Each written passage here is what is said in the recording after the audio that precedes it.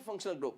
An atom और a group of atoms. Functional group होता है या तो कोई एटम, एन एटम और अ ग्रुप ऑफ एटम्स। क्या करते हैं बेचारे?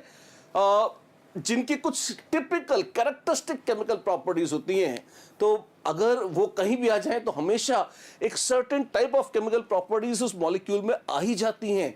ऐसे कहलाते हैं फंक्शनल ग्रुप्स।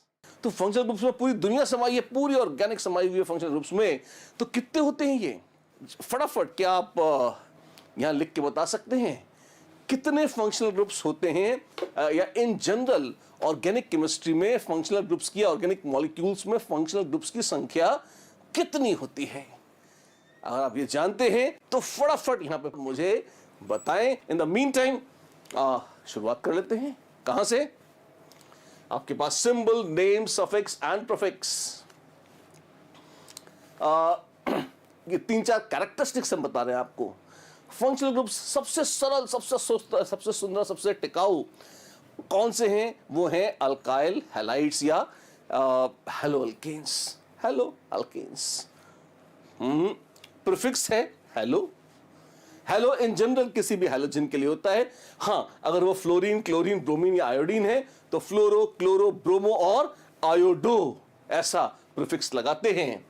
हैलोजन का नाम ये हो सकता है, ये क्या है? अगर एक हैलोजन का एटम कहीं भी कार्बन चेन में एक हाइड्रोजन हटा के उसकी जगह एक हैलोजन लगा दिया तो नाम में प्रीफिक्स लग जाता है हेलो, जैसे फ्लोरो, क्लोरो, ब्रोमो या आयोडो। Right right. उसी तरह से 2-3 और भी हैं। ये कौन से हैं बाबू?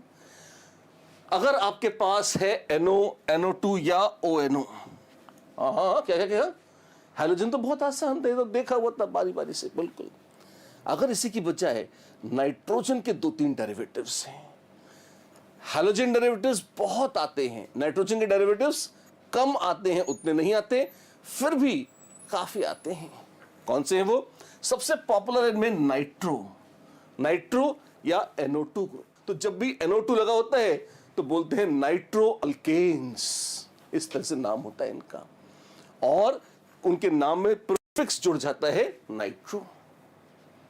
और NO2 के स्थान पर अगर सिर्फ NO हो तो, अगर NO हो तो नाइट्रो जैसी ही है, थोड़ी फर्क है, तो उसका नाम होता है नाइट्रोसो। सो नाइट्रो जैसे ही है, ठीक है। कभी कभी ये NO2, जैसे NO2 ऐसा होता है NOO, इस तरीके से जुड़ा होता है।